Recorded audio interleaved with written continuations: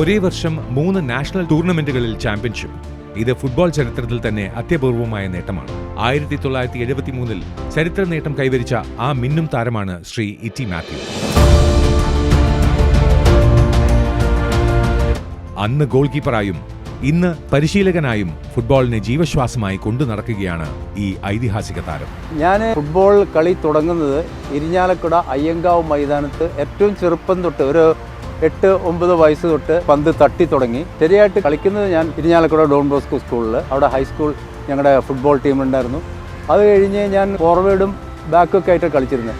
പ്രിൻസിപ്പളും ഡയറക്ടറുമായ ആൻഡ്രൂ ദൊർരാജാണ് എൻ്റെ position goal കീപ്പറാണെന്ന് എന്നോട് പറയുന്നതും അവിടുത്തെ ഫിസിക്കൽ ഡയറക്ടർ എന്നെ ഈ ഗോൾ കീപ്പറായിട്ട് അവിടെ പോസ്റ്റ് നിർത്തും.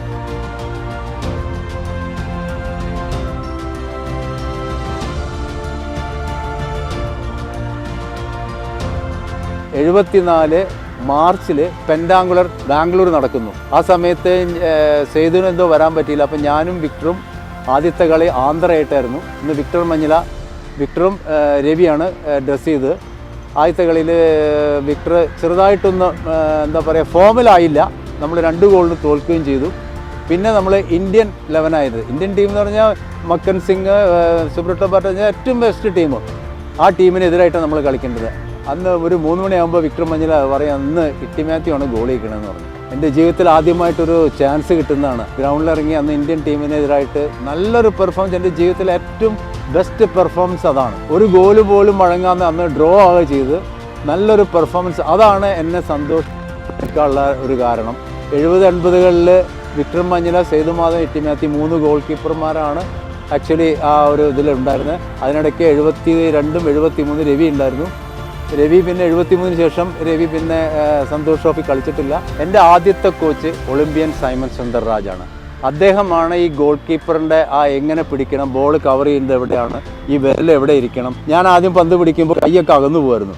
അപ്പോൾ അത് പോകാതിരിക്കാൻ വേണ്ടി അദ്ദേഹം ഒരു തോർത്തെടുത്ത് എൻ്റെ മുട്ടിൽ കെട്ടി കൈൻ്റെ ആക്ഷൻ ആക്കി തന്നത് അദ്ദേഹമാണ്.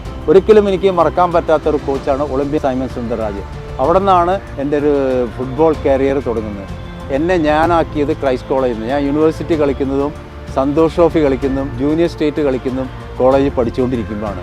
പിന്നെ ഇതിൽ പ്രത്യേകത വെച്ചാൽ 73-ലാണ് എൻ്റെ ഒരു ഗോൾഡൻ ഇയർ എന്ന് വേണമെങ്കിൽ പറയാം. കാരണം 73-ൽ ഞാൻ ക്രൈസ്റ്റ് കോളേജിൽ പഠിക്കുന്ന സമയത്താണ് സന്തോഷ് ട്രോഫി ടീമിൽ എത്തപ്പെടുന്നതും ജൂനിയർ നാഷണൽ കളിക്കുന്നതും യൂണിവേഴ്സിറ്റി കളിക്കും. ഇത് 3ഉം ഓൾ ഇന്ത്യ വിൻ ചെയ്തു. ഒരേ ഇയറിൽ 3 ഓൾ ഇന്ത്യ വിൻ ചെയ്യാൻ കിട്ടിയൊരു ഭാഗ്യം, വലിയൊരു സന്തോഷത്തിൻ്റെ ഒരു ദിനമായിരുന്നു അത്.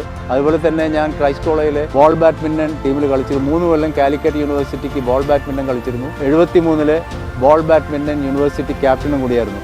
ആ വർഷം തന്നെയാണ് ക്രൈസ്റ്റ് കോളേജ് ആദ്യമായിട്ട് യൂണിവേഴ്സിറ്റി ചാമ്പ്യൻസ് ആകുന്നത് എൻ്റെ ക്യാപ്റ്റൻസിയിലാണ്. 73 ഡിസംബർ 27 സന്തോഷ് ട്രോഫി വിൻ ചെയ്യുന്നു. 74 ഫെബ്രുവരിയിൽ ഞാൻ ടൈറ്റാനിക്കിൽ ജോയിൻ ചെയ്ത് ഞാൻ റിട്ടയർ ചെയ്യുന്നവരെ ടൈറ്റാനിക് തന്നെയായിരുന്നു. 7-8 വർഷത്തോളം ഞാൻ ടൈറ്റാൻ ടീമിനെ കളിച്ചു. ടൈറ്റാൻ ടീമിൻ്റെ ക്യാപ്റ്റനായിരുന്നു.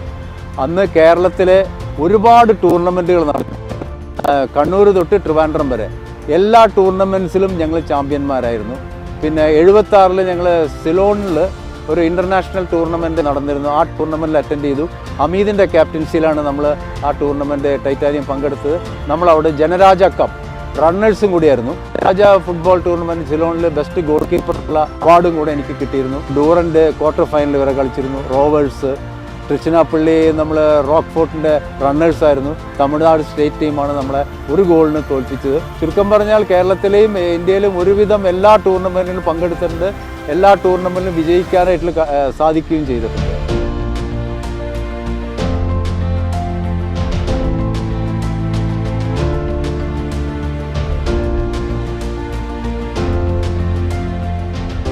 സൂപ്പർ ലീഗ് നമ്മുടെ കേരളത്തിനൊരു പുത്തൻ ഉണർവാണ്. ഇത് തുടങ്ങാനുള്ള മെയിൻ 2 പേരുടെ പേര് എനിക്ക് എടുത്തു പറയേണ്ടി വരും.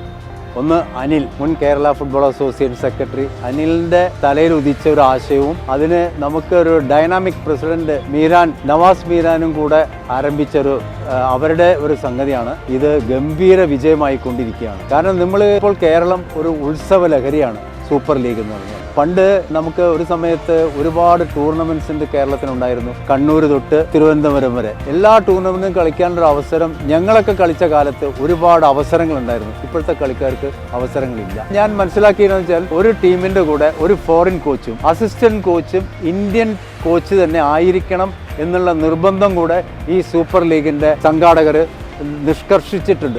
അതുകൊണ്ട് നമ്മുടെ ഇന്ത്യൻ കോച്ചസിന് അവരുടെ കോച്ചിൽ നിന്ന് നമുക്ക് പഠിക്കാനുള്ള ഒരു അവസരം കൂടെ കിട്ടുകയാണ്.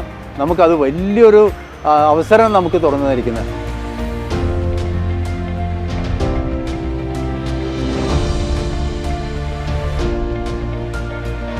നമ്മുടെ തൃശ്ശൂരിൽ ജോപ്പോൾ അഞ്ചേരിക്ക് ചാൻസ് കിട്ടുന്നു. FC കൊച്ചിന് ഗോൾ കീപ്പർ കോച്ച് SBIയിലുള്ള അവർക്കും കൂടെ.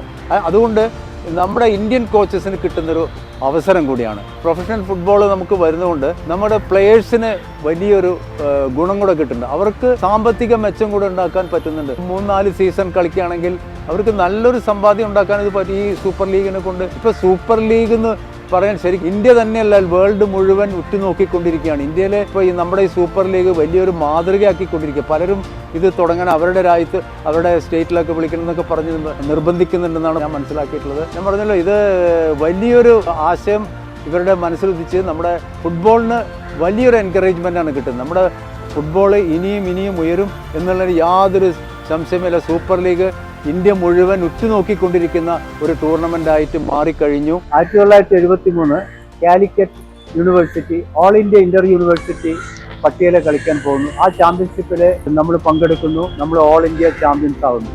ആ സമയത്താണ് സന്തോഷ് ട്രോഫി ടീമിലേക്കുള്ള സെലക്ഷൻ ട്രയൽസ് നടന്നത്. ആ സെലക്ഷൻ ട്രയൽസിൽ ഞങ്ങൾ യൂണിവേഴ്സിറ്റി പ്ലേയേഴ്സിന് ആർക്കും പങ്കെടുക്കാൻ പറ്റിയില്ല.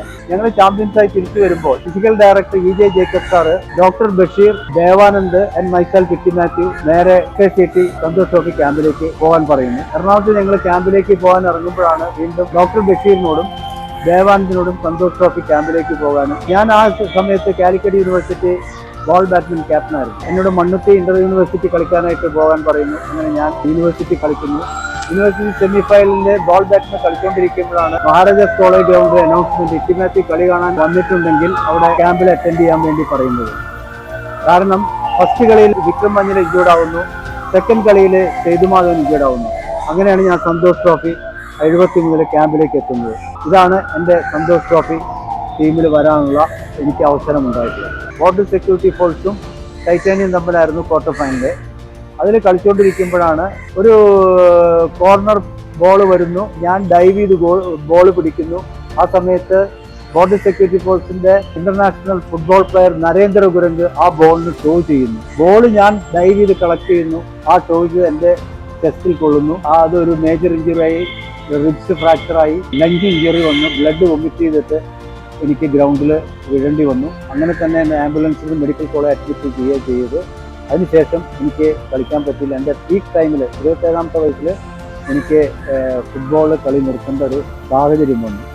അതിനുശേഷം ഞാൻ ഗ്രൗണ്ടിൽ ഇറങ്ങിയിട്ടില്ല. അതിനുശേഷം ഞാൻ പിന്നെ ടൈറ്റാനിയത്തിന് വേണ്ടി ഓഫീസ് വർക്ക് ചെയ്തു. പിന്നെ ടൈറ്റാനിയത്തിൻ്റെ സ്പോർട്സ് ഓഫീസറായിട്ട് വർക്ക് ചെയ്തു. 2008 ഞാൻ റിട്ടയർ ചെയ്തു. ഇപ്പോൾ ഞാൻ അറ്റ് പ്രസന്റ് ഞാൻ ആലുവ ഫുട്ബോൾ അക്കാഡമി, എൻ്റെ ഒരു ഉറ്റ ചങ്ങാതി ഇന്റർനാഷണൽ ഫുട്ബോളർ MM ജേക്കബിൻ്റെ ഫുട്ബോൾ അക്കാഡമിയിലെ ഗോൾ കീപ്പേഴ്സ് ട്രെയിനിങ് നടത്തിക്കൊണ്ടിരിക്കുന്നു. ഇപ്പോൾ എൻ്റെ ഫിസിക്കൽ ഫിറ്റ്നസ് ഒക്കെ പോകാനും എൻ്റെ ഇപ്പോഴത്തെ ഒരു ശാരീരിക മൂവ്മെൻറ്റ്സിന് ഇതിനൊക്കെ വേണ്ടി ഈ ഫിറ്റ്നസ്, ഈ ഗോൾ കീപ്പർ ട്രെയിനിങ് എനിക്ക് ഉപകാരപ്പെടുന്നു. ഞാൻ ഇപ്പോഴും ഫുട്ബോൾ ഫീൽഡിൽ തന്നെ ഉണ്ട്. കളിയിൽ ഞാൻ തീരെ വിട്ടിട്ടില്ല. ഇപ്പോഴും ഫുട്ബോൾ ഫീൽഡിൽ തന്നെ ഇപ്പോഴും തുടർന്നുകൊണ്ടിരിക്കുന്നു.